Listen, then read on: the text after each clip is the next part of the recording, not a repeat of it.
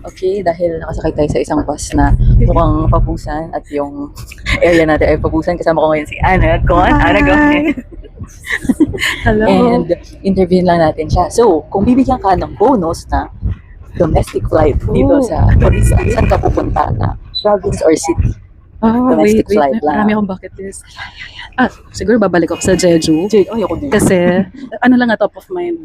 Kasi, hindi pa ako nagpupunta doon since Tangerine. So, may mga locations ako na bago na pwede puntahan. And yung Samdalri, doon din yun, di ba? So, hindi ko pa yung napuntahan. Parang BTS occasions. So, nag-Jeju na ako before pero BTS locations. So, something Kung may new. karoon ng kimchi. So, at least something new. Correct. Sa Tangerine. K-drama location. Ay, grabe. Kailan ba ang best time pumunta ng Jeju? Para Feel sa'yo? ko, yung last kong punta summer, na-enjoy ko yun. Kasi di ba dagat siya. Oo. So, best if makaka-swimming ka. Ma-experience mo mag-swim sa Korea. Sa Jeju. Summertime yun. Correct. So, see you there. See you there. Salamat! Oh, diba?